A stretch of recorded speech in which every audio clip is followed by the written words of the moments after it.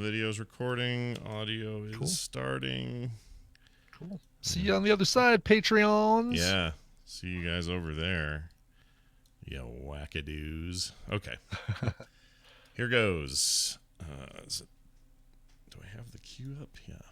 Oh, did I? Yeah, I did put it in. All right. We're good. I got everything ready. It begins in 3, 2, 1. Hey, look, Matthews, you don't mind me sticking my 2 cents in this, do you? It'll do me a lot of good. No, I don't mind.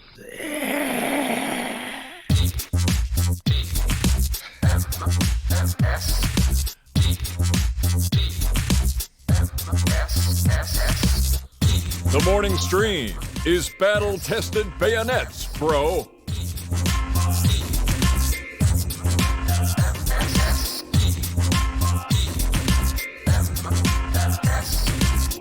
Hello, everyone, and welcome back to the morning stream. It's Tuesday, September 10th, 2019. Brian pointed out here in the notes that it's 9/10/19 or 91019. That's right. And the next 10 days are palindromic days. That's right. Exactly. Yes. So let's think about this. 91119. That's correct. 91219. Oh, yeah, because 1219. Yeah. It totally works all the way through 91919. Basically because we've got dates in the teens from 10 all the way to 19 and 19. That one is the palindrome to the one in 2019. So whatever the date for the next 10 days, we're going to have a palindromic date. And I don't know, I haven't given any thought. I know this is usually the question that comes up, but we usually say, oh, when's the next time this is going to happen? Mm-hmm. And the answer is tomorrow. Oh, you mean the next time we get a string of dates? After the 19th. Yeah, that part I don't know, because wouldn't it happen in every century? Because you would have at least one time, if not multiples, because you always are going to have numbers. Let's see. Not always. 20. Let's see. Oh, you're right. Hold on. That doesn't. Yeah, because at some point you're going to get to, 30, the 30s, and aside from 30 and 31, you're going to have dates that don't line up like that when they're turned around backwards. That's the super future. That's Mad Max time. That's right. Yeah. There you go. Drenched Wildfire has figured this out. February 11th, 2020, and February 22nd, 2020 will be the next time we get palindromic dates. That's if you look at the month as a 02, which doesn't work for this. Oh, right. You can't go 091019 because then it's not palindromic. So right, good point. It has to be no zero, single digits where there are single digits for this to work at all. Exactly. So JC Calhoun says February 20th, 2022, if you're not looking at the preceding 0. Yeah. So it's going to be a while. I heard at the next century turnover, the developers are thinking about a level squish. We're going to go back to level 0 again. Thank goodness. Yeah. Good deal. It'll just start at 0 and we'll start working up again. It's gotten too high, this number. Anyway. It's about time. That's a fun little WoW reference there. Boy, can I just, I have to vent a little tiny thing. Sure. This isn't really even the show for it, but why not? Let's do it here. So you'll have fewer angry emails than if you were to talk about this on the instance. I guess so, maybe, but I don't understand actually why people are reacting the way they are. I get these multiple messages today saying one or the other thing. One is that I seem pretty level-headed about it on the show, but on Twitter that I'm super anti-classic and super pro-retail, which I asked for examples because I literally don't know what they're talking about. I haven't been anti-anything in this conversation. I think there's a lot of confusing anti with something that it's just not for me, but I'm not anti that it exists. Well, then that's their bias, right? Like they're biased toward hearing what they want to hear, and if they're not hearing it, then therefore I'm being negative. I'm not being negative at all. If he doesn't love it, you must hate it. I just love the idea that it exists. I love that people are happy with it. I love that there's this positive vibe right now. I don't know how many more times I can say that I think it's awesome that it exists. It can be true. That can be true. But what also can be true is that I'm not really enjoying playing classic and I prefer retail. Sure. That can be true at the same time. So, gosh dang it. Everyone just, it's the weirdest thing. Didn't expect this at all. I didn't expect this out of people over the last couple of weeks. I don't know why I didn't expect it. I should have. Mm-hmm. But it's this funky, weird thing. It's like, dude, if I don't 100% live in your little euphoric bubble, it doesn't mean that I'm anti your yum. I'm not yucking it. I'm yumming your yum. Exactly. No, Yum, let's just yum. prepare for it, because we're going to get it in about a month when the Breaking Bad movie comes out on Netflix. We're going to get it in a couple months when Disney Plus opens up. We're going to get it in a few months when the next Star Wars movie comes out. I mean, they're going to be. You're going to get it all day today because Apple has an announcement day. It's just man, I forgot about that. Yeah. Yes, exactly. Yeah. Put your tweets on mute, everybody. It's going to get ugly. To be honest, I prefer classic Apple. With the stripes. Go back to beige with the rainbow striped logo and beige computers and exactly. None of the space gray and rose gold. Come on, where's my beige watch? I think we need to take the internet back from binary thinkers. I think we need to get away from it.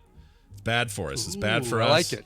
It's bad for us as people. It's bad for us as a community, and it's bad for the internet on the whole and in the future. TMS. Hold on, let's do it with some flourish. All right. TMS. Taking the internet back from binary opinions? No, binary thinkers. Binary thinker. Perfect. Official. That's a wrap. Somebody can edit that together to make it not sound like I screwed up halfway through. Yep. See you guys tomorrow. You did a good job. Anyway, hey, I got a thing to bring up. Speaking of disagreement on the internet, I like to turn worldly freak out into something. Go ahead. And before we get too far off Classic WoW, I even have a little story I was going to say about this when I saw this in the show notes. Go ahead, yeah. Tristan has been just digging Classic WoW. Yeah. Like he's like, oh man, I'm in the Barrens, or I'm in Thousand Needles and doing that, and this is so cool. Last night he says, yeah, I'm at level 30. I think I'm tired of the grind. He's back to playing retail. Yeah. But he was all excited about Classic up until last night. And there's going to be people like that, which is totally okay. Totally fine. And they're going to be people that take it the whole distance to 60 and run Molten Core and do all that, and that's great too. And there are people who never or got him for half an hour and went, ugh, I can't do this, and went back to Classic or retail or aren't playing WoW at all. That's okay too. Totally fine. Yes. These are all okay positions to have without somebody getting mad. There are people who are not going to play any of it and stand on their planet mining ferrite dust. That's right. And that's cool too. That's right. If you see Brian in his little helmet, I haven't played in the last several days. Not since Saturday. So my dude's just sitting there on a planet twiddling his thumbs, saying, "Need more ferrite dust." Yeah. Are you make some metal plating? Are you? Did you? You doing third person or first person in the view? Because it depends on when you third person, but the next time I recumbent bike, I'm gonna try doing the headset and the moves, the PlayStation moves. That should be hilarious. Yeah, can we get Tina? I know you listen to the show, Tina. You just need a couple of snapshots. Don't let him know you're in there. He'll have it on his head. He'll be going woo woo woo with my like I'm landing a DC-10. Oh, Tina, look, just me and you. Give me that, and we're in Fat City. In fact, make sure the photo you take is a live photo, because I can make GIFs out of that and everything. So that'd be wonderful. Yeah, great. Anyway, that sounds so good. I don't care if it goes, goes all Livian and at Lightsaber Kid, whatever. Yeah, let's do it. No, you could really benefit. That would really be a cool thing. You could be the hot new meme, dude. You could be the biggest hot thing new Lightsaber Kid. Yeah. Look, Brian's the new Lightsaber Kid. How's he doing? Has anyone checked on him lately? I don't even want to know. Let's see where he's at today. I sometimes worry about Lightsaber Kid and Leave Brittany Alone streamer or YouTuber. And Oh, here he is. Oh, he's doing okay. It says he's Lightsaber Kid. Viral video made in 2002 by Grislian Raza, which he wields a golf ball retriever in imitation of Darth Maul's lightsaber.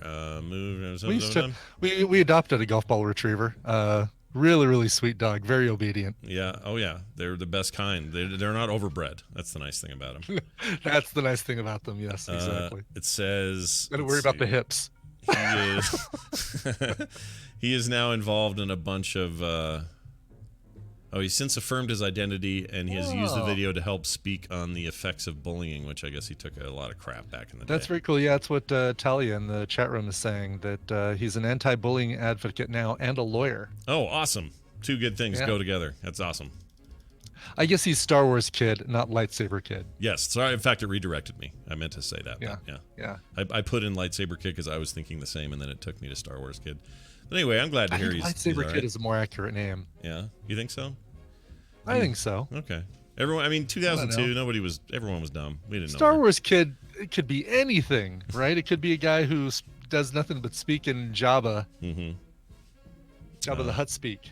I guess it's called Hutt speak. I guess the video had, or he had his fans. They had a petition. I didn't know about this. They had a petition to have him as a cameo in Revenge of the Sith, Episode 3. The petition had more than 140,000 signatures, but was not offered a cameo appearance. That's too bad. Oh, bummer. Jeez, George. He could have had the high ground. George Lucas could have made him, a Jedi getting killed or something, or I don't know, something. You could have done something. Yeah, just something. Someone in the background in Coruscant or whatever. Yeah, we don't ask for much. Easy to do. Poor kid. Oh, you're looking for all the younglings? Oh, yeah, Anakin, they're right in there. Go on in. I mean, that's kind of what they did. They just let him waltz in there. Well, they thought he was Jedi still, right? Wasn't that the deal? Well, yeah, exactly, yes. He still had the right card. They hadn't revoked his Jedi card, his Jedi badge, right. And he used to swipe his way right through the security front door. Yeah, and the guard behind the counter was like, "Hey, how's it going, Anakin? Like, come on in." Hey, he just holds up his thing. Hey, Frank. Hey, Anakin, how you doing? Go on in. I think we have it. I think we figured it out. All right, Brian. So anyway, in the news, there's been all this talk about weather and whether or not a giant storm was going to hit things or not, and all this whether or bickering. not Dorian really exists or not, or if it's made up by the fake news media. Yeah, or else those who think it is real, we should go fly some Air Force planes into it, and that would reverse the effects of the hurricane. Put ice in the ocean. Yeah, ice in the ocean. That'll do it.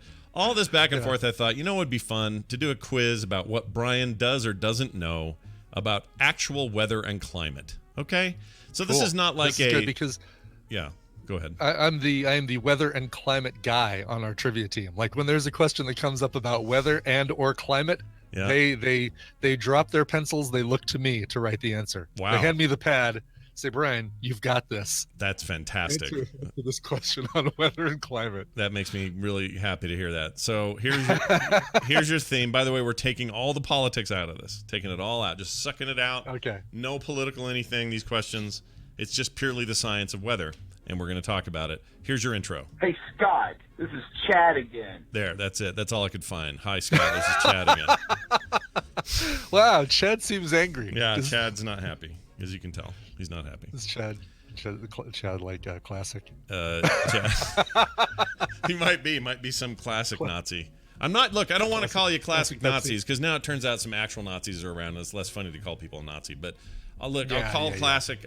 Less fun these days than it was back in the day. Yeah, it was way more fun making fun of Nazis once we eradicated them. That was fun. Right, exactly. All right, let's give. Let's start here with weather number and one. climate. Yep. All right, Weather and climate questions. Number one, a thermometer is a device used to measure what? And there's no multiple choice. Oh, wow. You just have to know.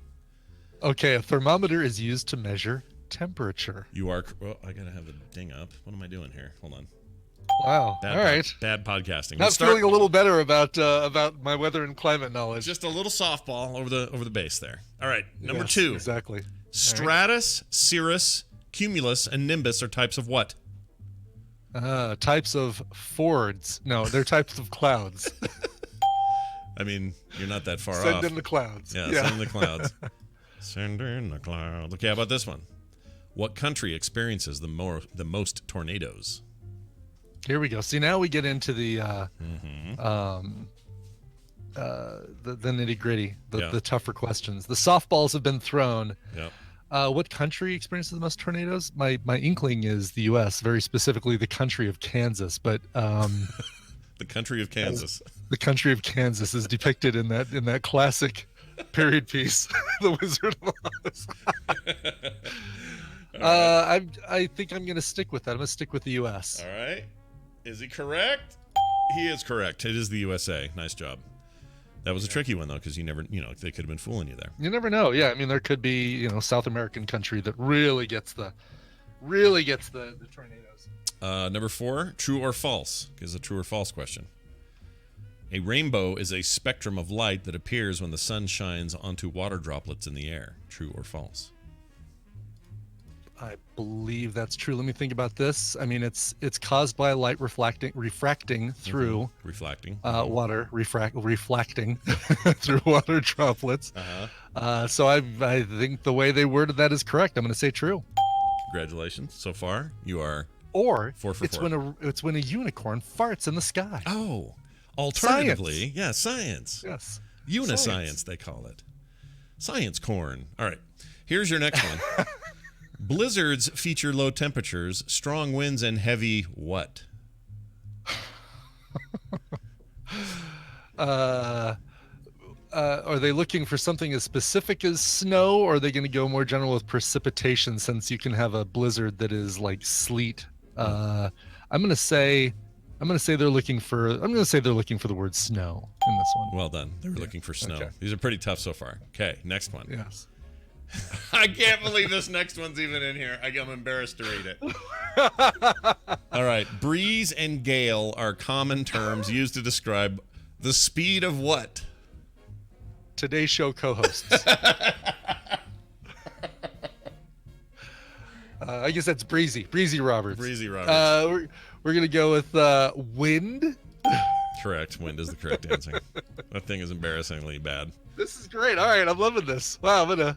Yeah, it might be for kids, but still fun. All right. Earth's recent temperature rises, which have been linked to human activity, is known in some circles as blank. Well, global warming would be my first guess, but I mean, are they also talking about, okay, they're not saying the greenhouse effect or anything like that. We'll say global warming. Yeah, global warming is correct. You got it right the first time. All right, these are super easy. Next one, true or false? True or false, the highest recorded temperature on Earth of 57.8 Celsius, which is 136 degrees Fahrenheit, was recorded in Tarat Tzvi, Israel. I don't know how to say that. Tarat, TSVI. Okay. Tarat Tvi is Israel. So it will just say Israel. Do you think that is true or is that false? Oh. Ooh, that seems awfully specific. I always thought it was Death Valley, California was like the highest recorded temperature, but that might have just been the highest recorded temperature in the U.S. Could be. I'm gonna say that sounds true. Let's go true on that. It is false. Is it Death Valley? It is Al Azia, Libya. Wow. Okay. Crazy, right? Yeah. All right. Well, if you're going to get one wrong, it's that, because who knows those records. That would be the one to get. Jeez, Yeah. that's a crazy. Yeah. All right. What is the name? Oh my gosh, really? Okay. Here's one. All right, great. What is the name of a scientist who studies weather? Well, a meteorologist. Congratulations. Or a weather lady. Or weatherman. Now, or these days, the internet. Phil, what was his name? Phil Connors. There you go. This is the name of a person who studies weather. All right, number 10. What is the driest desert on Earth? The Sahara, the Kalahari, or the Atacama? I don't know if I'm saying that right. I think I remember hearing that the Sahara is the driest desert in the world, but I'm going to go with that, Sahara. Sahara, let me double check. The answer is incorrect. The Atacama Desert, which I've never heard of. Either, the Atacama Desert. The Kalahari, Kalahari reminds me of the calamari, which makes me want to say it's a trap. So there's that. Yeah, I thought that answer was a trap. Yeah, it was a bit of a trap. All right, so that's 2 wrong out of 10. We're going to go the full 12 here. There's 12 questions. Okay, all right. True or false, the lowest recorded temperature on Earth, 89.2 Celsius, or negative 128.6 Fahrenheit. Should be negative on the 89. Negative Celsius, yeah. I don't know why they didn't write it that way, but that does not give me a lot of confidence in this test. A lot of hope. Yeah, just typos are never good in a test. Anyway, it was recorded at Vostok Station, Antarctica. Is that true or is that false? Oh, that I would have said it would have to be in Antarctica, so I'm going to say true. Congratulations. Very well deducted. All right, final question. This is for all the marbles. Let's see. Number 12.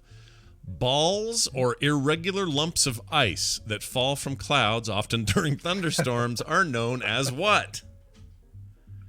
Balls. Oh, no, that wasn't the question. Yeah, Darn it. It was in there. Let's say hail on that one. You got it, and that means you are a magnificent 10 out of 12. Well done, Brian. You did it. Take that, Chad. Yeah, take that, Chad. For all that's worth, Chad. That was fun. That's music played in the Atacama Desert, I believe. Yeah. Did you learn anything, by the way, from today? I learned that there's a desert called the Atacama, which is west of the Andes.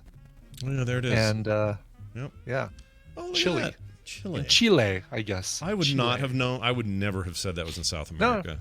No, me neither. I thought everything was all wet down there. Driest desert in the world, right there, the Atacama. I love a good desert. Did they ever film anything there?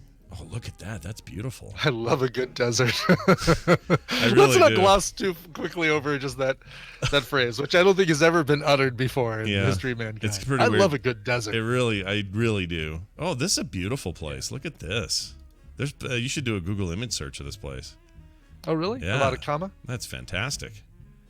Yeah, I kind of want to go there. Houdini 7 says that they filmed 2001 there. Oh, Space Odyssey? No way. Yeah.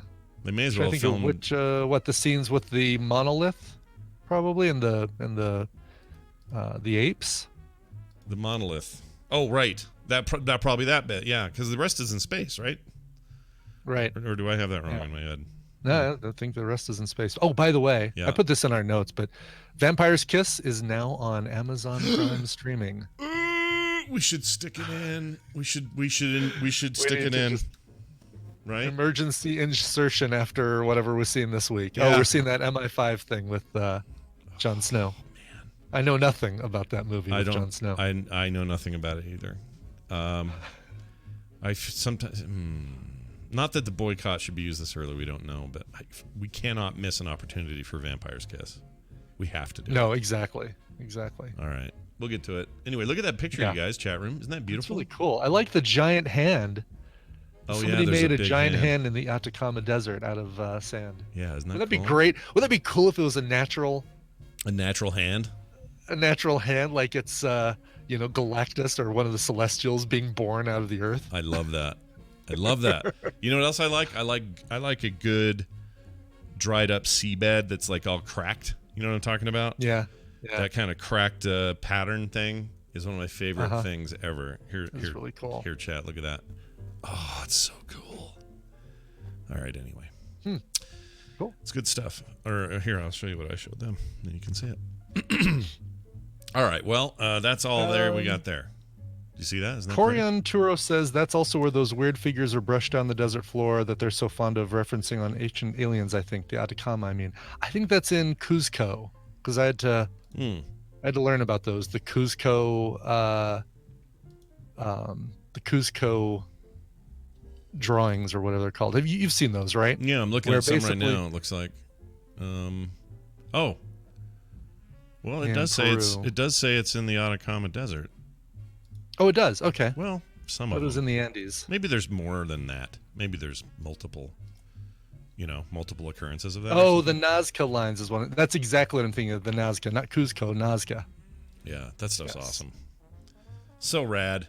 All right, everybody, Yeah. put your history books away. It's time for the hard news of the day, okay? So if you were thinking you're going to come here and just get all softballs, nope. It gets hard right now. This is your radio newscaster with another exclusive sensational summary of world and local events. It's the news, and it's brought to you by... Current Geek. Hey, Scott, that's tonight. What's going to be happening on Current Geek? Okay, check this out. So we do this autopilot thing where we talk about a pilot of a TV show every other week. Yeah. And sometimes it's like, oh, a weird forgotten thing nobody's heard of, or this strange MASH spinoff, or, whatever. Not this week. We are watching the very weird, very odd, I think, pilot to Friends, the sitcom Friends. Now, the reason we're doing that is because The Friends pilot is kind of nothing like the rest of the series.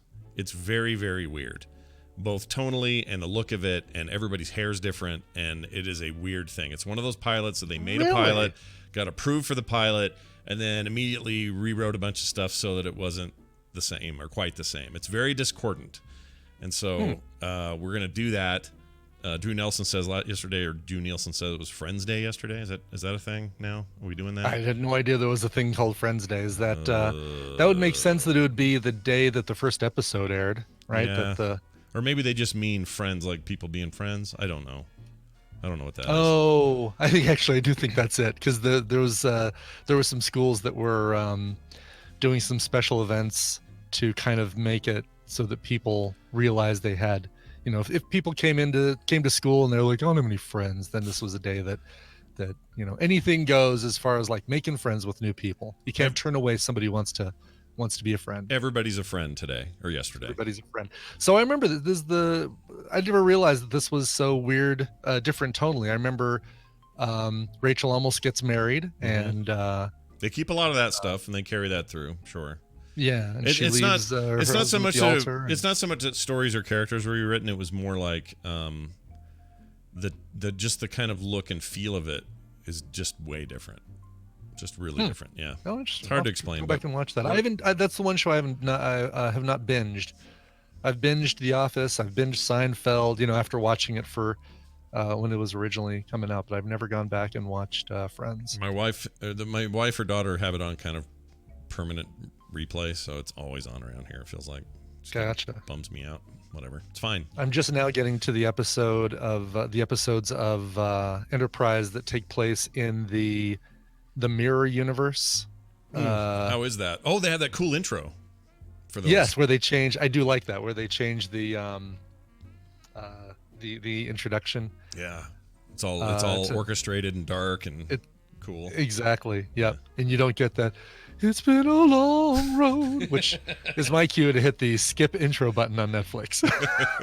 But you always have to hear that first line, though, right? You always have to exactly. hear it. I can never get the skip intro button does not appear until the word road, so I always have to hit the button. Oh, it's so bad. Yeah, no, that is a cool Is it a two-parter? I think it's a two-parter. Yeah, that's actually pretty good. It's not bad. Yeah, In a Mirror Darkly, and then I think I've only got like 4 episodes left of Enterprise, and then I'm going to be either switching to binging Friends, a nice little soul food, comfort food kind of thing, or jumping right into The Expanse, which is on my list. The Expanse is so good. Yeah. You're gonna love that. We'll see. We'll have to have discussions after you watch that. That's a really good show. Cool. There's a DS9 documentary. Really?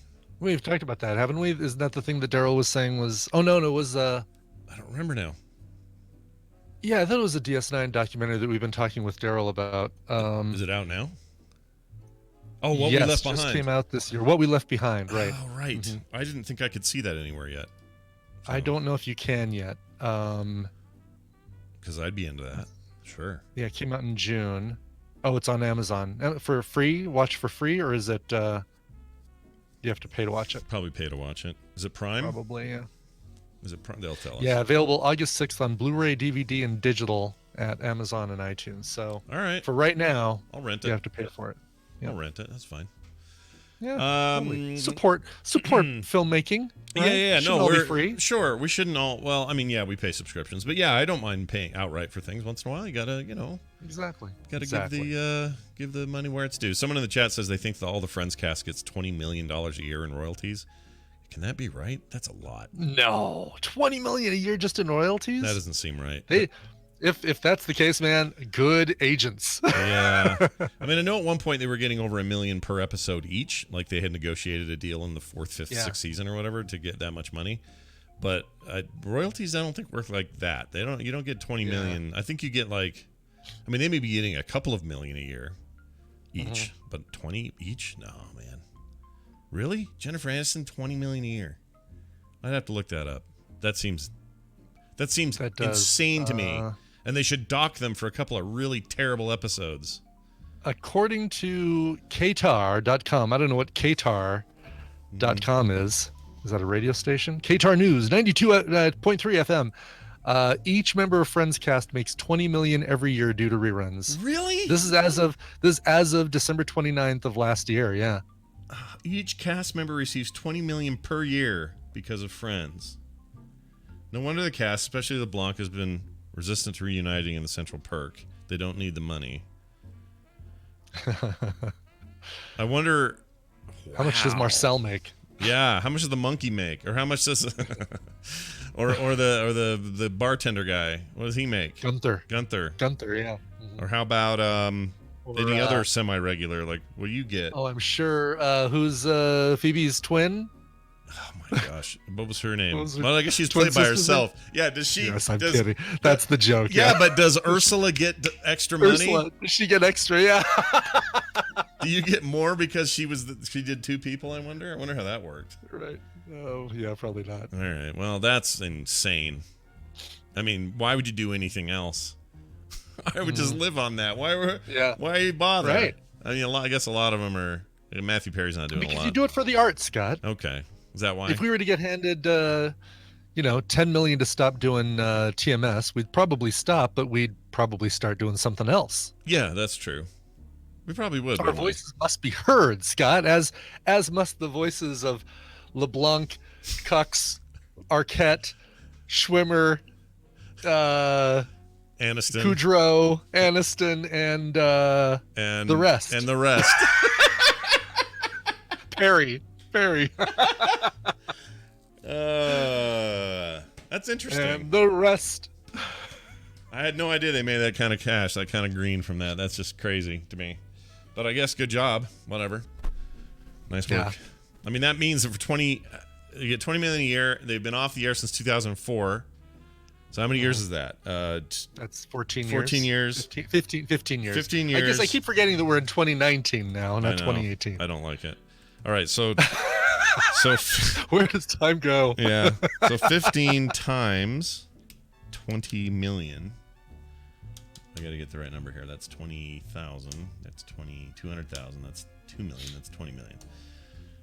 That means they have made, each of them has made $300 million?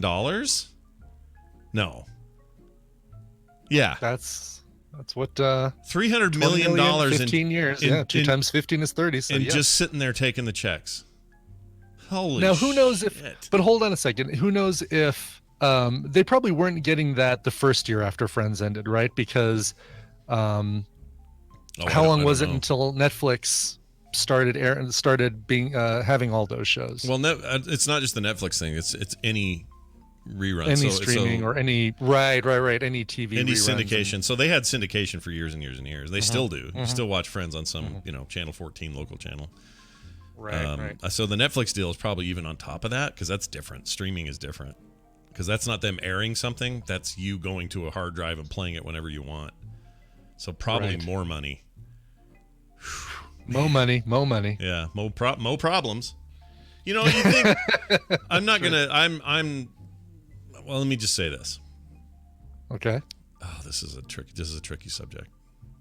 So Courtney Cox Arquette, or I guess she's just back to Courtney Cox, right? Just back to Cox. Yeah, because he's not there anymore, right? He's exactly. He's off wishing there was an 8-legged freaks too, or whatever. That's right. So she's had some plastic surgery done. She has. It doesn't look that she regrets. That she's openly said that she regrets. Yeah, she regrets it. I just think that for $300 million, you could have got a better job. That's all. Somebody could have done a better job. You could have found a better, shopped around a little, found the best there is. Doesn't matter how expensive because you're making $20 million a year. I think you'd have probably done that. And then that brings me to this point. Okay, you remember Joan Rivers? Remember her? Yeah, I remember Joan Rivers. Okay. What are you wearing? So she dies, right? Who are you wearing? She passed away. She had a great documentary. Also, speaking of documentaries, people should track down. It's very good. Anyway, when she dies, here I've had this question for a long time, and I don't know if there's any public answer to this. But when Joan Rivers died, or someone like her, by that I mean someone in their 70s, 80s with tons of plastic surgery work. She was famous for just having multiple massive plastic surgery work done to her face. How many of us are all kind of grabbing the side of our desks, just kind of preparing? All right, what's coming? So here's my question: when somebody dies with that much plastic surgery, if I was to go dig up her grave today, it's exactly the question I thought you were going to ask. would it be most of her body has been naturally decomposed except for like 2 boobs and a face? Like, what would that look like? Is that how that works? Because I don't know. That is a weird thought. I mean, I don't know if it doesn't necessarily preserve the skin, but obviously any silicone wouldn't dissolve or wouldn't decompose. Not as quickly anyway, right? Because it would take more time. Maybe she was I almost said dehydrated. She was right. What's it called? It's Joan jerky, basically, is what. Yeah. But what's the thing I was thinking of? When you get burned, you get. You burn, when you get decriminated. Like, I can't think of the damn word. Cremated. Thank you. Yes, decriminated.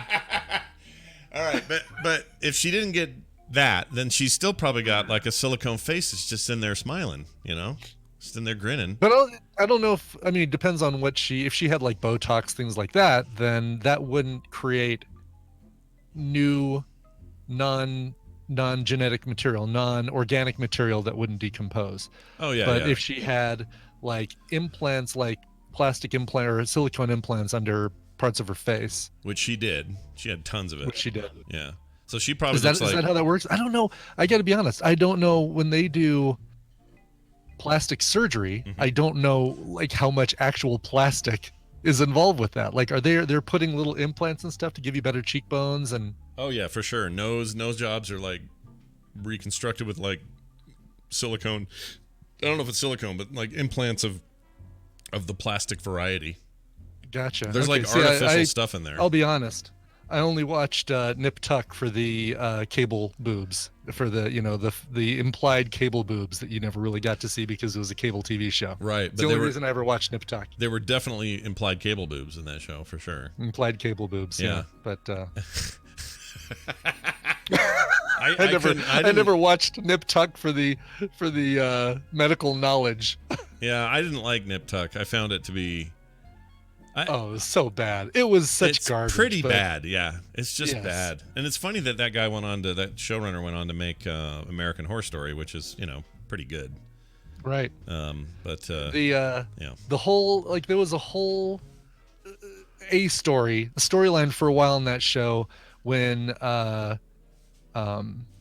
of the doctor's wives was having an affair with Peter Dinklage. Yeah. And it was done insensitively to comic effect, like the discussion about that I think little people should be very offended by. Thinking back, that was like a very insensitive.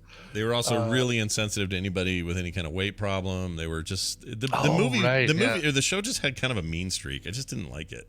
It did. Yeah, it totally did. It's just kind of mean and lame. No wonder that guy went on to be Dr. Doom. Yeah, one of the worst Dooms ever. Oh my gosh, that guy was bad. Well, no. I think the angry blogger from the most recent Fantastic Four film. Did you force yourself to watch that? I can't remember. I did. I did because it's the one Marvel movie I never saw in theaters, and I just watched when it came out on streaming. Didn't even pay for it. Yeah, it's not. It's not the kind of thing I've rushed to see, so I have yet to see it. I figured a film sack would probably come up at some point, but I don't know if I and it still could. Yeah. Would you watch it again? Like, would that be? I'd watch it again for Film Sack, absolutely, because I think it'd be a blast to talk about it with you guys. And don't forget that Noah Hawley, is working on a Doctor Doom movie. Noah Hawley from Fargo and Legion fame. Yeah, he's great. In fact, and if there's anybody who can do a Doctor Doom movie. He'll be perfect. The only thing I'm annoyed with him doing that is that that keeps him from getting Fargo down. Fargo. Yeah. Because Fargo. I think he's working on Fargo season 3 right now. I think 4, but yes, season 4 is being worked on. Season 4 already. Wow, that's right. I guess so. Yeah, and it'll probably be the last one, but I just need one more. Just give me one more. It's one of the most fantastic 2020. things. Next year, you're gonna get your Fargo. Okay, Scott. I'm in. Season 4. I'm in. Does Disney now own FX as well as Fox stuff? Is FX now part of the Disney family? Because I wonder what that means. Maybe they get more money. Can't be. I mean, FX has. Oh, I see what you're saying. Yeah, no kidding. Yeah, I don't know, because FX is a Fox It is, yeah. There were some things that Fox held on to. No, they held on to Fox Sports. They didn't hold. Okay, so Disney does own FX now. Yeah, they held on to Fox Sports and Fox News. Fox Sports because they already have ESPN, and that's a conflict of interest. And Fox News because it's shitty. They let them keep that because it's shitty. Right. You want to hold on to that? You can hold on to that. That's totally fine. Yeah. Do you want to? Do you want this turd? No. You keep the turd. No. You keep the turd. We'll keep all the gems around the turd. Yeah, we'll keep everything. We would take Max Klinger over Fox News any day. Thank you for him. Goodbye. Yeah. All right. Anyway. Where was I? News. Oh, I haven't done the news yet. We never even we went on such a tangent from Friends that we haven't even gotten to our first news story. I love it. I have to tell Tom tonight the longest top of news promo ever. Now the record goes to Current Geek. Right. So make sure to catch all that on Current Geek tonight. That's ridiculous. All right. A man was arrested in an airport after buying a ticket to say goodbye to his wife. I feel bad for this guy. He just wanted to say goodbye to her so bad he bought a ticket so he could get up, past all security and stuff just to say goodbye. He wasn't really going to fly in the plane. But they arrested him for this. Sweet. Yeah. What, do you think he should have been arrested? I say nay. No. Definitely shouldn't be arrested. Like, all right, so you buy a boarding pass, but you don't use it. If that's a crime, then let me be guilty. Fair enough. I used to do that. Our travel agent would buy back-to-backs because it was cheaper to buy round trips where we just use the outgoing of one flight and the return on another flight than buying the round trip ticket as is. And then we would just take those extra tickets and basically put them back into the system for the money to apply to different tickets. This word you use, this combination of words, travel agent. Whatever. I know, right? Whatever this happened was to those back guys? in the days. This was before Expedia or online ticket buying. We had a travel agent that for the software company I worked for. I think they're probably still. So where that still exists is still companies, right? Companies still have them. Yeah. And that makes sense. And also, you have a travel agent for fancy people, like $300 million a year. Courtney Cox Arquette probably has a travel agent, someone who just takes care of all if that. you don't want to have to worry, you don't imagine Jason Schwartzman sitting in front of his computer refreshing with F5, waiting for the tickets to drop down on a flight to Detroit. Yep. He's got somebody who does it for him. You just do it for you. You have $300 million. You don't care. Give me first class everywhere I go. Hell, buy my own plane. That's what you do. Mm-hmm. Sorry, Jeannie. We're back to talking about Friends. I apologize. She doesn't like that. She would wish we would talk less about Friends. Oh, really? Yeah. Man, save it for the show. Quit talking about Friends. No more Apple talk. We just can't please Jeannie some days. It's all right. It keeps us on our toes. I kind of like it. That's right. Anyway, he had no intention of boarding the plane and got arrested at Changi Airport in Singapore last week. This was in Singapore. The 27-year-old purchased the boarding pass so he could enter the transit area, a protected place. That's in quotes. That's part of the law there. Say goodbye to his wife. This, according to the Singapore police force. Someone in the chat said, "Question, not arrested." No, they arrested him. Singapore's different than Kansas. So anyway, investigations revealed. Go ahead. Mush Potatoes just put a link in the chat room to a screenshot of one of the security checkpoints. They have a sign up that says it is an arrestable offense to enter the transit area if you do not intend to travel, even if you have a boarding pass. Wow, look at that. This guy probably did not see this sign. Did not see the sign. Well, the sign's in English, so that's the problem right there. Yeah, there's your problem. So there it is, chat. You can see it. But as well, people on YouTube. If you say goodbye to her at the gate versus saying goodbye to her at security, what's the difference? What's the advantage? Why spend the money on going into that area? You're just going to you get maybe 15, 20 extra minutes with her, and that's it before she gets on the plane. I mean, love knows no bounds, Brian. It's a listen, look, I want to spend as much time with Tina as I possibly can, but I draw the line at I'm gonna buy a plane ticket just so I can see you out the gate. Yep, this is all true. Dice Tomato in the chat says, didn't he have a boarding pass? He did, but he wouldn't get on the plane, and so they said, "Oh, well, you're here to get on the plane. You have a boarding pass." Well, I just did this to say hi to my wife. click, click, boom, boom. They get arrested. Now you're off to the lawyer part. These are their stories. Exactly. Yes. That's how that works. I don't think that happens here, Dice Tomato. I mean, if you were at JFK, they're not going to do this to you unless they have some rule I don't know about. But over there, they do.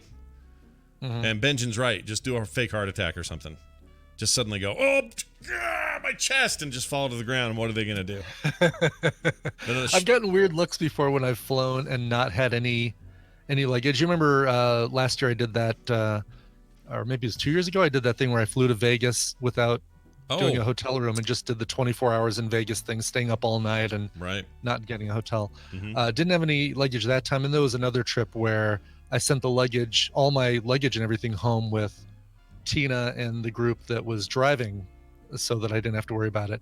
And you do get some weird looks when you go through security and you don't have bags, but they never say, are you really flying or are you just going to the gate? Are you misusing your boarding pass? I'll bet if you were brown, they'd stop you and ask you, how come you don't? Because right. Oh, yeah, just this year for the Pokemon event, I just had a backpack. Yeah.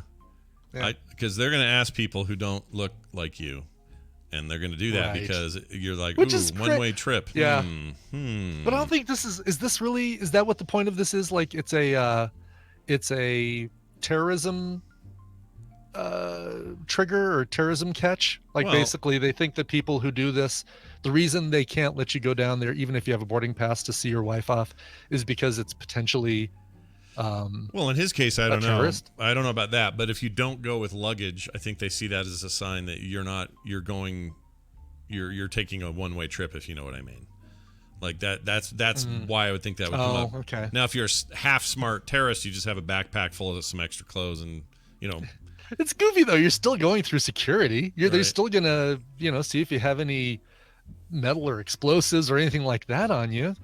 But that's my point. Just have a fake backpack full of, not full of fake stuff. Yeah, I'd be more inclined to take a bag if I'm going to do something horrible on a plane. Yeah, if you're going to do some dirt, the best way to not get caught is to look like a normal. Because now I'm giving advice on how to be a proper terrorist. I'm not trying to do that. Gabby Kipper says, if this is true, it's crazy. He says, no, it's to prevent people from using lounges and other services offered to travelers. If that's true, that's even crazier. That's even weirder then. I don't understand that. That's really weird. I mean, is that just a Singapore thing? I don't know, man. No, I mean, that photo that got posted in the chat room was in the English language, so I don't think that was a... Everything about this is nutty. It is. The whole thing is nutty. Yep, it's nutty. So now we'll move on to this nuttiness. This is pretty good. Let's move on to new nuttiness. Yeah. How about this one? The Million Scream is what this is called. Every night at 10 p.m., Hong Kong protesters belt out their frustrations. So they're having a big hoo-ha over there about government crackdowns and Hong Kong is privacy and right. Well, and Hong Kong wants to be as independent as possible. They've been technically a Chinese province since 99 when they stopped being a British colony. So they've been at this for 20 years. And it's just now, I've been there in those 20 years. That place is amazing. Hong Kong's really cool.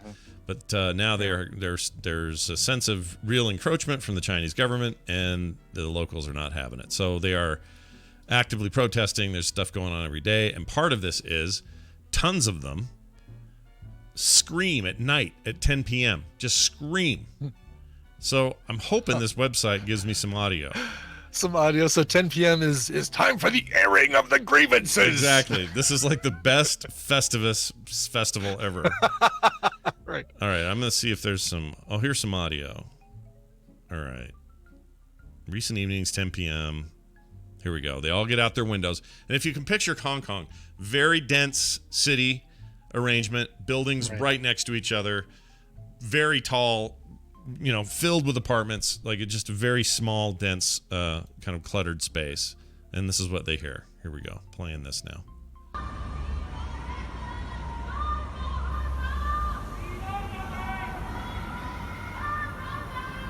And this is someone who's actually far away from this thing. He's about 3 blocks down from these buildings. Man, that's a ruckus. You can hear it. Yeah, I mean, you hear the two closer voices, but then you hear a bunch off in the background. Yeah. And yeah, I mean, no, I think we're not glossing over the fact that it's over the extradition bill and oh, there's so much stuff. We're not going to pretend to be experts on this, guys. Don't be looking for that. Right. We don't know. No, I think the privacy issues. I was thinking more about the umbrella stuff that they were doing with regard to being able to identify the protesters, where they're using umbrellas and things like that to block out being caught on camera. Yeah. Getting facial recognition or anything like that. Yeah. It's a combo of things. It's all kind of nasty. My favorite video is the guy who's running around picking up tear gas and putting neutralizing it. Have you seen that video?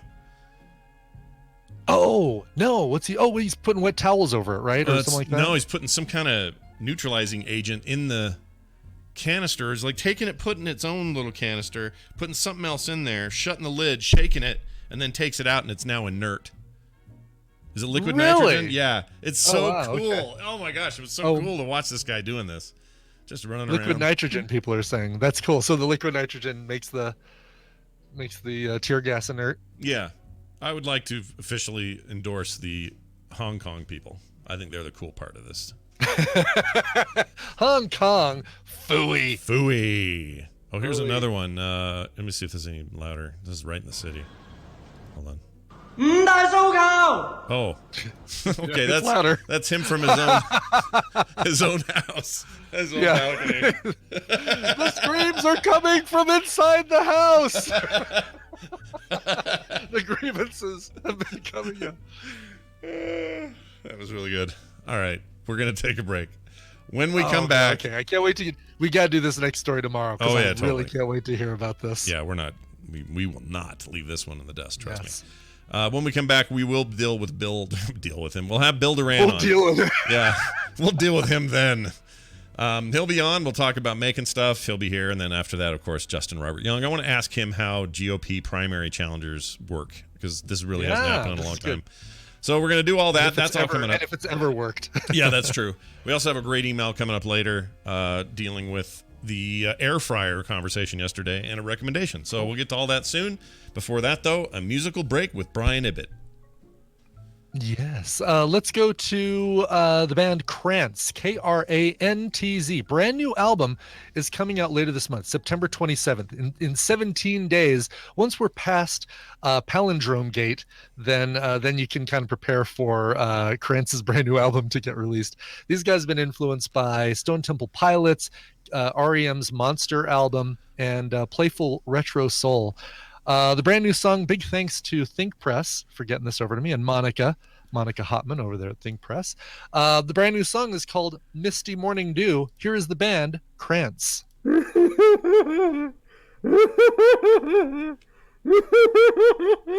you're feeling better.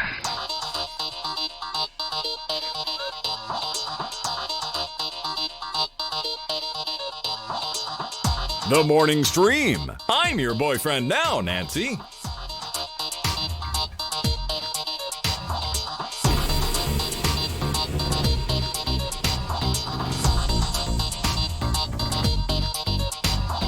All right, we're back, everybody. Welcome back to the show.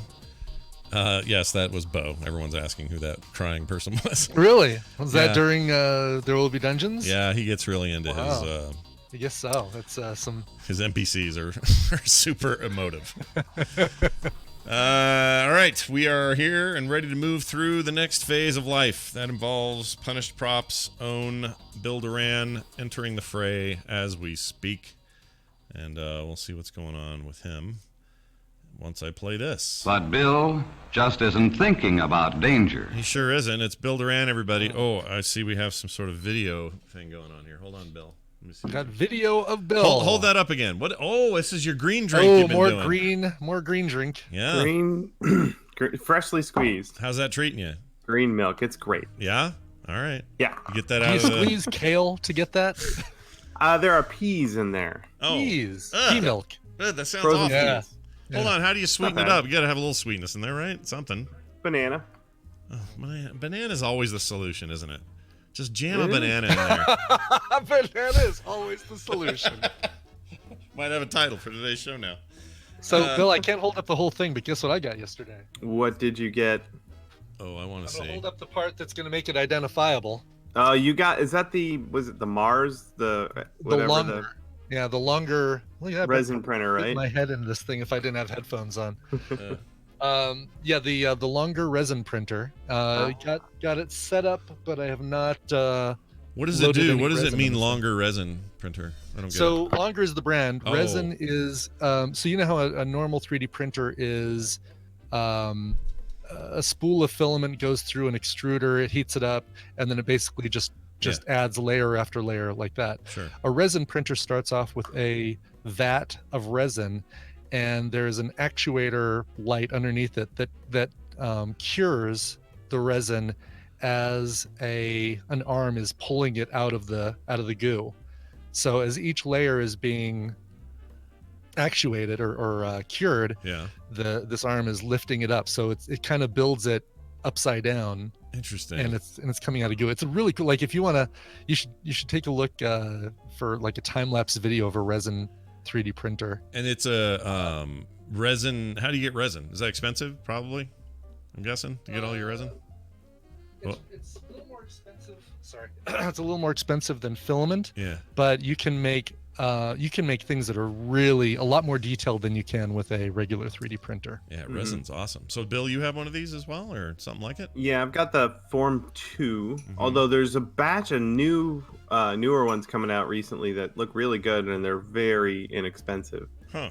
But basically, the way I do it, I have a couple FDM printers, and I use those for most things. But when I need something that's tiny and detailed, I print it on the resin. I don't print everything on that; I don't have to.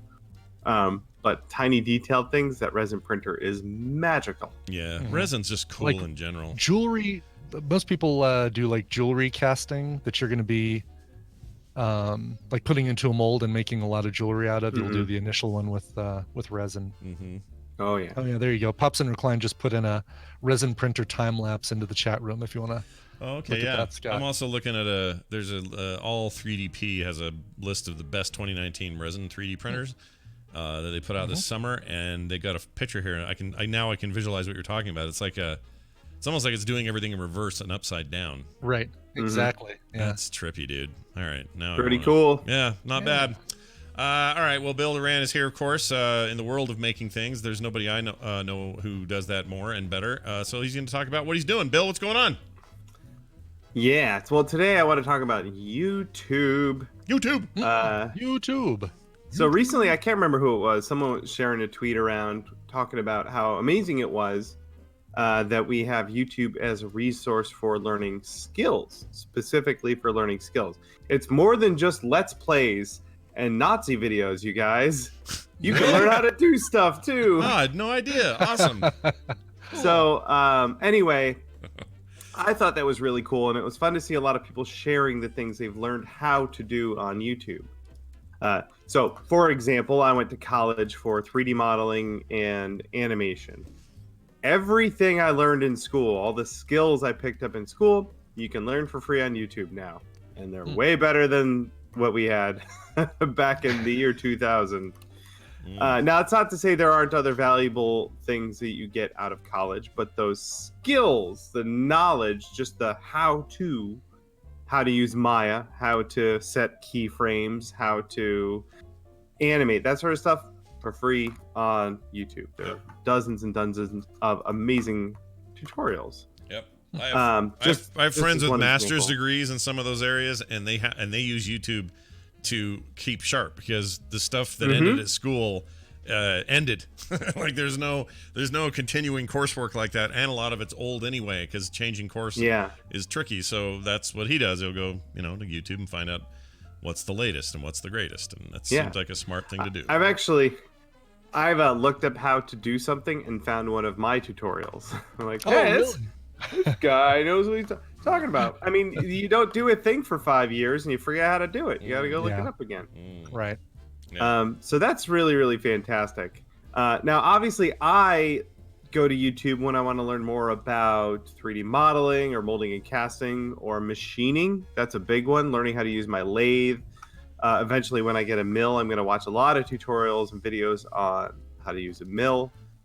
painting. There's so many great painting tutorials out there.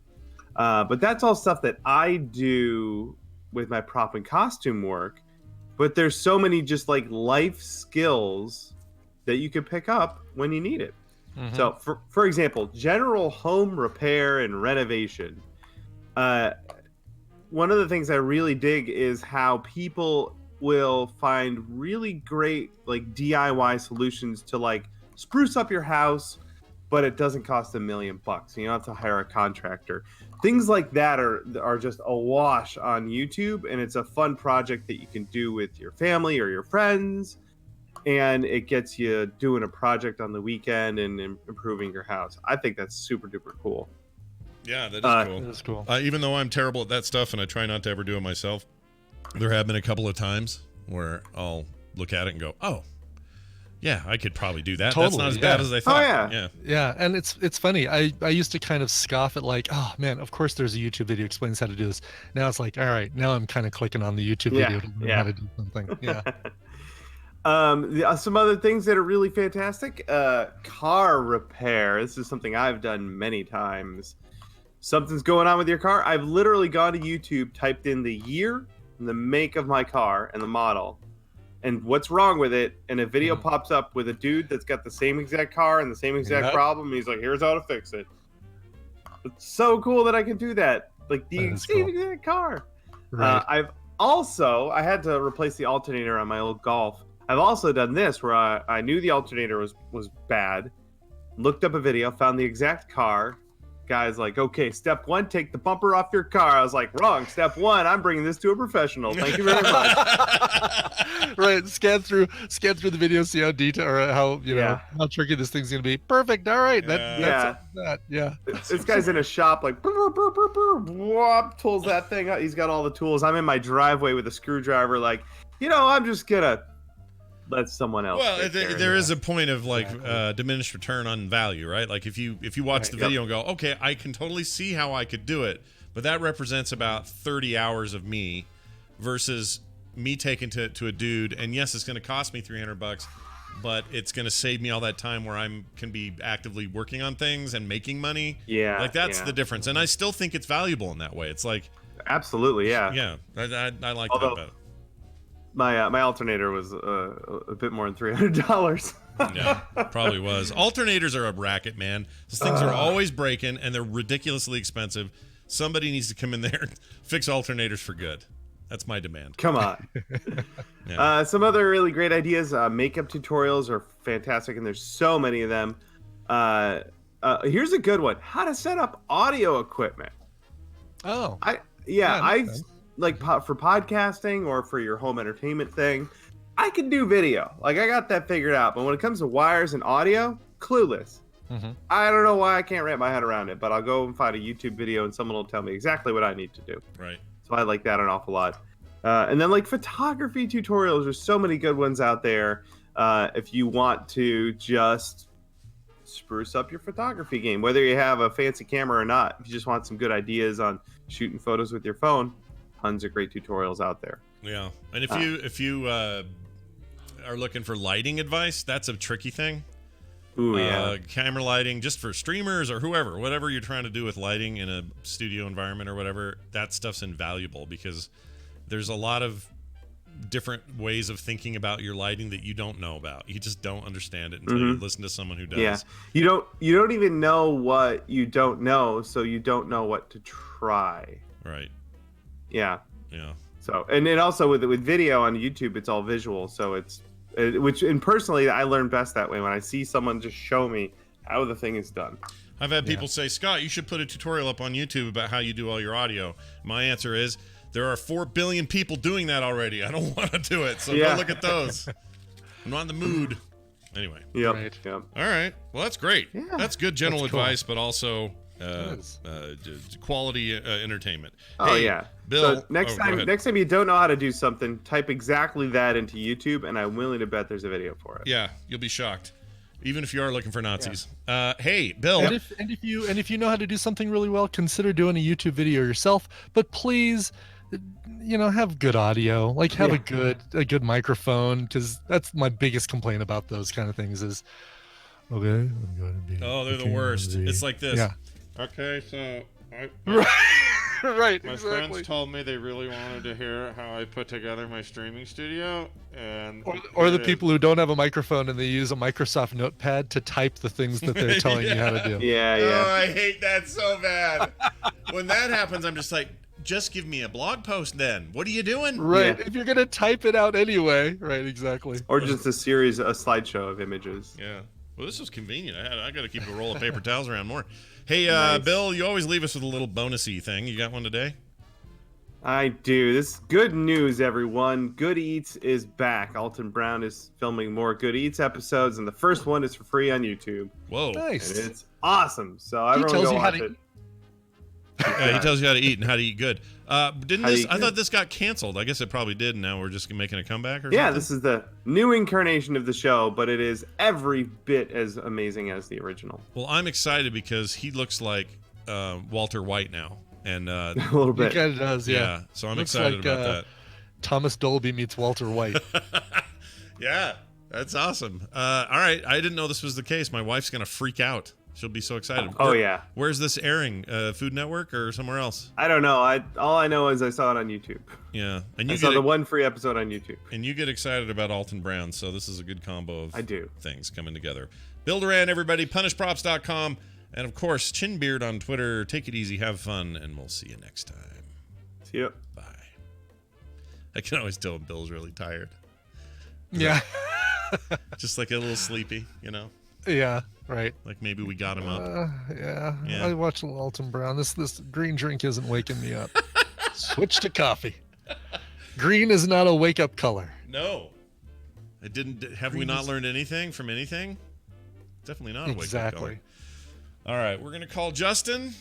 I got a big question for Justin today. It will not be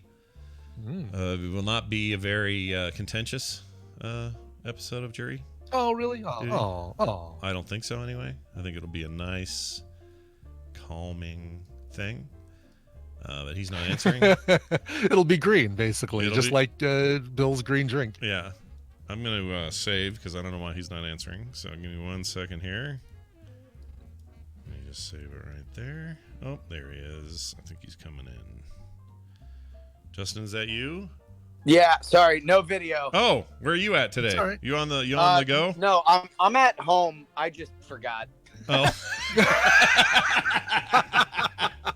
Oh, that's awesome. That's perfect for the question I have then. Because I have a question for you. Go. This is great. On a Yeah. day you forgot, and so you've got really nothing at the top of your thing, this is perfect because I'm going to give you a topic that I'll bet you know plenty about and that you can help us understand. All right. So, Absolutely. So here's how it goes on today's Jury Duty. Yeah. Justin, there appears to be at least 2, possibly more, GOP primary, what's the word? Challengers. Thank you. To Donald Trump and the nomination for the GOP ticket in a election where normally you just give it to the incumbent and you just move on.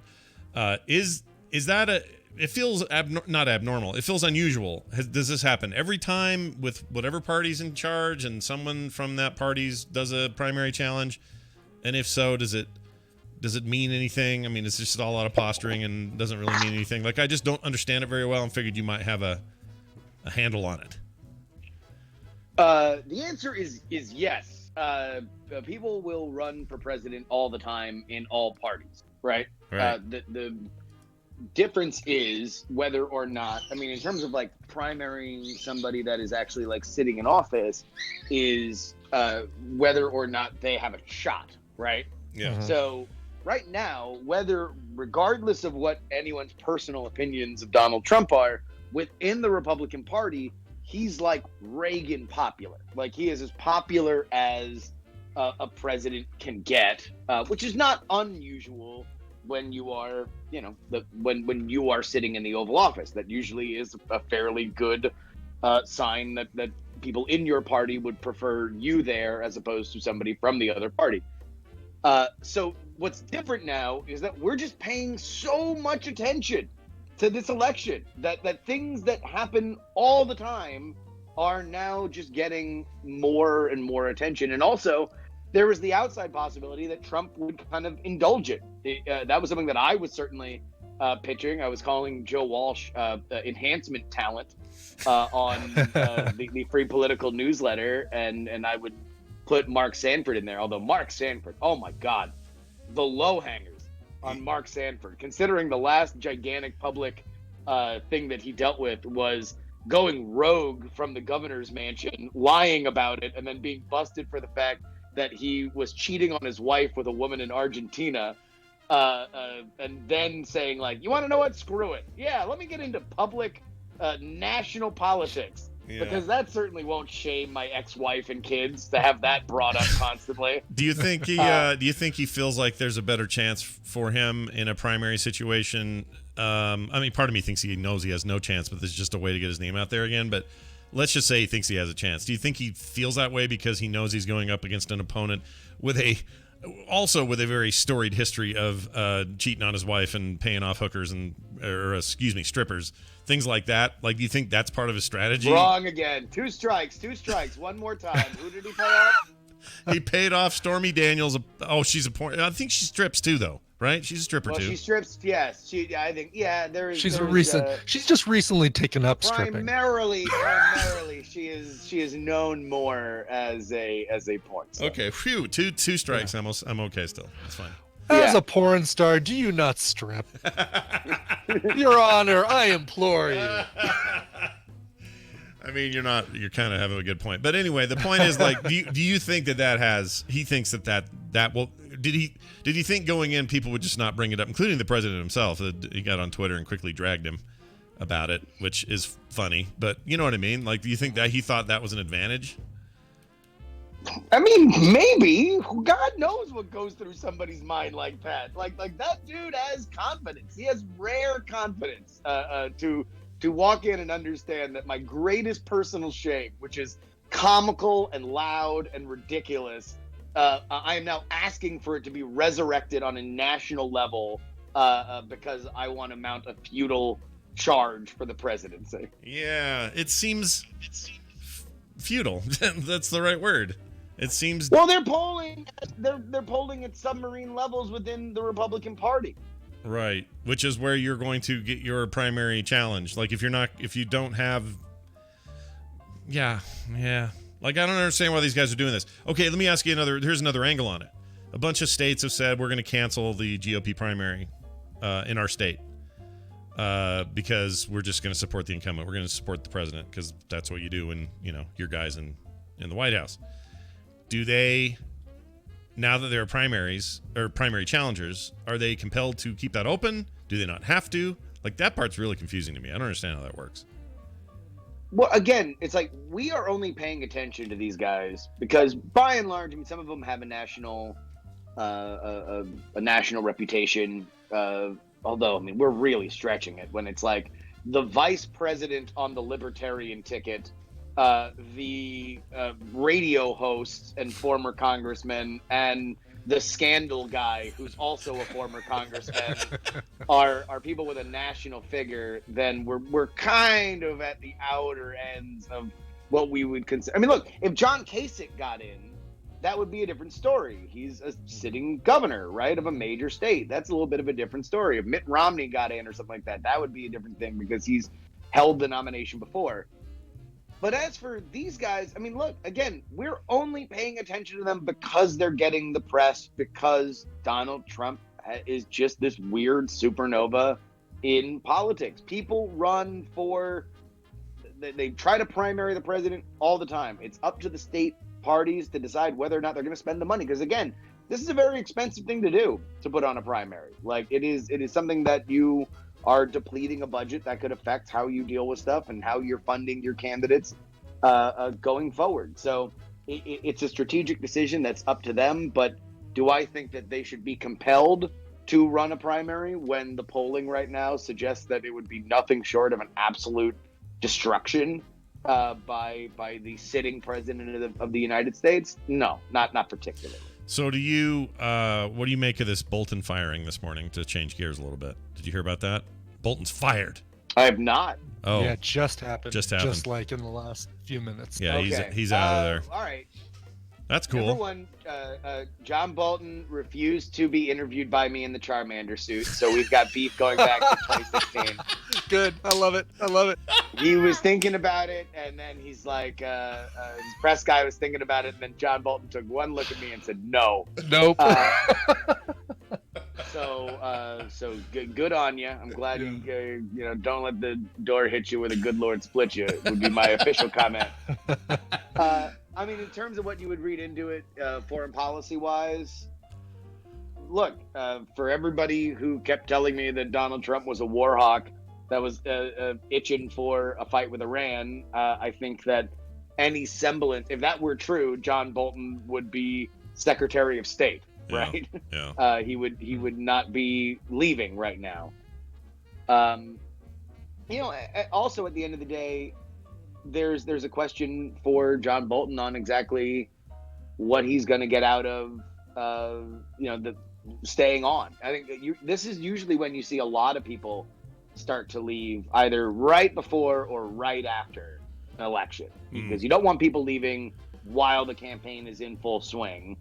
But look, there is no power but future power in politics, and if that's the case, then you are at the apex or the last gasp of future power if you're a sitting president running for re-election. Right. Because as soon as you win, you're out of future power. You're term limited, and you will only have maybe a glimmer. You better hope you got Congress on your side so you can squeeze something in at the beginning of your second term. But other than that, nobody cares. Yeah. Everybody will be more focused on who the next president's going to be. So, it was the same thing as when the dude that was tied up in the Epstein thing left, where I'm like, look, yes, it's him trying to get out of this scandal, but also politically, what is he really going to gain? Either he stays into a term where he's probably going to look to leave, or he gets out now and now he can recalibrate for, something else. Do you think, okay, here's the bigger question. Did John Bolton had to tender his letter of resignation. Do you think his mustache also had to tender a separate resignation letter? Do you think those are separate, or can you do it all at once? It's like John Barenthal. Addendum. Yeah. Homie's got a real push broom. He's got a push broom on him. Like, I don't know. I think his mustache might remain at the White House. I think it's maybe just the rest of his face that'll just be or maybe he would have to turn, like in cop movies where the police chief's like give me your badge and gun. Yeah. Like Trump will just be like, hey, leave your mustache on the table, and he'll your just mustache is writing checks that your body can't cash. That's right. Exactly, and That's he's just right. gonna he's just gonna rip it off and say, "You're gonna have it." See, if I were President Donald J. Trump, who has made a living out of saying things no one expects a president to say, I would not hold back on things like that. Because if you're going to say, the stuff he says about everybody else, why not say, just throw it in there? Because who cares? Just say, I've asked his mustache to stay on in an advisory role or something. Like, why not have some fun with it? That's what I do. If you've already broken down all these, these walls of communication or not held back and done everything to own the libs, why not just make jokes about the mustache? If I was Trump, I'd do that. Mm-hmm. Just a little fun, it fun really side depends. note. It depends on whether or not Bolton starts talking wild crap, because he had a capacity for doing it while Trump was running for office. We'll see whether or not he feels the urge to do it now. But the playbook for Trump is usually, if you walk out quietly, then he will respect you and he will say, wow, what a great person and an amazing friend, and he's got a beautiful soul, and I enjoy walking with him, and he has very soft hands. Like, he'll just be very nice. And then if you rip him or do something that sounds like ripping him, then you're sloppy Steve or crazy Mooch or whatever, and he'll just light you up times 4. Well, is it Bloomberg, or I can't find it. Somebody quoted. Oh, I guess they're probably, all of these guys are doing it. Let me see if I can find the quote. He said, it wasn't super positive. It was, here it is. I informed John Bolton last night that his services are no longer required at the White House. I disagreed strongly with many of his suggestions, as did others in the administration, and therefore I asked John for his resignation, which he has given to me this morning. We thank John very much for his service. I will be naming a new national security advisor next week. It's pretty terse. It's pretty, short. So if you want to read the tea leaves, then you're saying, what they're doing now is discussing a possible new Iran deal. And if they're discussing a possible new Iran deal, and that was the news coming out of the G7, then what if a precondition or there's some element that Trump was not happy as these negotiations go forward that involve John Bolton, and so that's why he's got to get the step in. Yeah. If you're reading the tea leaves, that's where my mind would immediately go. Right. Well, good luck to him. Maybe Kentucky Fried Chicken could use one more kernel for a commercial, and he can get in there, make that happen. And next time, take the interview with me, you freak. Yeah, you could have. Look at what this could have turned the whole tide for him, as far as we know. There may have been this singular interview with a Pokemon dressed man that would have gone on to be. I could have asked him, was he Valor or Mystic or Inspire? Right. Are you telling me that the world wouldn't have been better if we had John Bolton being flustered trying to figure out what a Magikarp was? No, we're with you, dude. We're with you. Would have been great. Yeah, I can't imagine a better future. Would have at least kept him in office or kept him there for another year. At least another year. This is all true. Hey, before we let you go, remind us a few things that are going on for you this week so people can catch you. What's going on? What's happening? Debates. It's a debate week. Yeah. And, truly another sign that we have strayed further and further from God's light. We only have one debate as opposed to two this week, unlike the previous one. So unfortunately, you will not have the opportunity to be with me for 3 hours on Friday night as well as Thursday night. It's going to be Thursday night only, but I'll be live streaming the debates as I have for the last few right there on twitch.tv/Justin R. Young. And you can, of course, catch up on all the coverage with the Free Political Newsletter at freepoliticalnewsletter.com. Utterly fantastic. Thanks for talking on your phone with us today. We appreciate it. I think I took too long of a shower. That's what happened. Yeah, we figured. Go put some pants on. Yeah, put some pants on quick. We'll see you later. With all haste. He didn't say no. He didn't say no, but my body says yes. All right. Checking in Gadget real quick. Did you know that Honda is Honda's making a tiny little electric car? Why am I tempted by this little thing? It looks like a little European, those little European cars from the 70s, like little. The Mini Coopers, right? Is that what you're talking about? Kind of like that, sort of Cooperish, but also the front end. Look at that thing. That's super cool looking. Isn't it cute? It's because you plan on going places where you don't need any cargo, where you're not going to pick up more than a jug of milk. Yep. And not only that, I'm all about getting rid of gas cars. So, how much does this cost? I'm trying to find the price. Well, it's all in euros. That's lame. Don't show me that. Yeah. Oh, this is UK only? Oh, no. It has a Honda. 32,000, 35,000 for the high-end model. Oh, that's not too bad. It's not too bad. I mean, for, an electric. I don't know. I have to see. It's called the Honda E. It's adorable. Or the Hondo, or the Hyundai, I guess it would be. Hondae. Hyundai. That's no good. It sounds like Hyundai. I don't want to do that. It does, yeah. All right. Make sure there's a space between the A and the E. Yes. Zoe, get me one of those, will you? And package it up and send it over when you got a minute. Drive it over via ferry. This is all true. All right, check this out. We got a quick email from a listener. This is a follow-up to our conversation yesterday about air fryers. And this is from... It was a conversation you had on Skim, though, but I don't mind talking about it here. I thought we talked about it here. No. What the hell? It's I swear it was on this show. Oh, you're right. It was with Kim. Shit. Yeah, but that's okay. I'll talk about it here. I mean...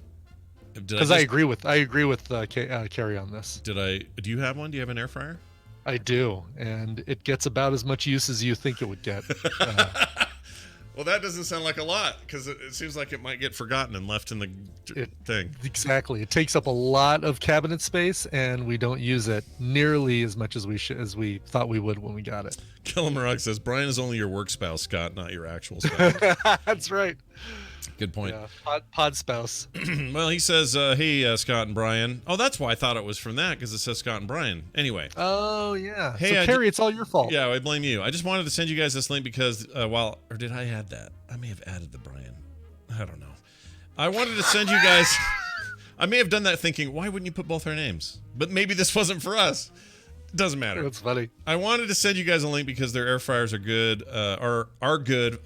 What? Because while air fryers are good, a convention oven often does a comparable job and can do most of what an air fryer does for an equal or cheaper price. And then sent me Wirecutter best air fryer deal stuff. I love the Wirecutter, so I just wanted to thank him for that. And also, you've hooked me on Wirecutter, by the way. Yeah, isn't it great? If you're looking for anything, you're like, oh, I wonder what they say, and then you end up getting the better thing every time. I love it. Yep.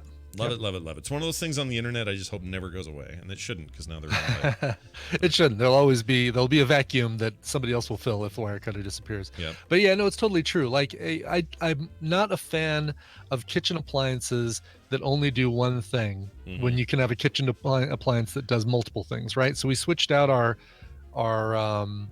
George Foreman grill with one of these really cool Breville ones that is like a waffle iron, grill, like it does, 4 or 5 different things. And we bought an air fryer. We've used it maybe a dozen times. That's not too bad. No, you get a bag of frozen fries, you spray them with Pam, you throw them in there, and it's good. But we've got a toaster oven on our countertop, and it doesn't do convection. And I'd love to replace our toaster oven with a convection toaster oven and just basically, eliminate 2 devices. Well, this is the irony of this article, Link, and it feels like it might be right where your head is. The article, the Wirecutter, which, they go through and talk about what ones they use, what they tested, all of their methods, everything else. The headline is, the best air fryer, but we don't recommend it. So it's basically them saying, well, here's the best one of these, but... Yeah, but don't buy any of them. Yeah, but don't buy any of them. Exactly. Just use this other thing or get, they have other solutions they talk about. But they talk about what they picked and tested. They talk about their pick, their follow-up, their cheaper one. Like, it's all good. I like these guys a lot. So thank you for that. Yeah. And I'll make sure to forward this on to my wife, Kim, whose show this was for. All right. That's it for the show. We are done. A reminder that tonight we got Current Geek. You also have tonight a episode of Frog Pants Plays. Who knows what will be happening there? Something, though. And something else. Tuesdays. What is Tuesdays? It's a big art day for me, so maybe there's not a lot of midday stuff. Frog Pants Draws. Yeah. Well, tonight you do plays, right? I'm doing plays tonight, yeah. And then I want to say that's all the streaming. Although I may do an art stream. I have to draw a ton of stuff today, so maybe that'll happen. Oh, the other thing on my calendar is 11 a.m. You can eat now. You can eat now. You can eat now. That's at 11 a.m. Have an apple. And at 7 it says, you have to stop eating. Stop eating now.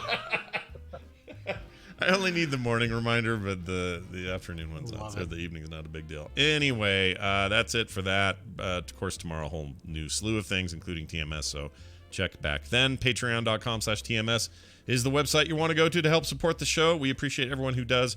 And if you haven't consider it. And a reminder to those who don't know this yet, we do a little pre and post show recording now that we always had, that was happening. It just wasn't being recorded. But now we record it. We always had the pre and post show. Yeah, now you get to hear it if you can't be here live, which is great. And only if you support us on Patreon. And it can be at any level. You could be the $1 a month guy and you would get this free content. Every time we make an episode, you get this extra free content. So if that's not enough to push you over, gosh dang it, I don't know what is. Patreon.com/TMS.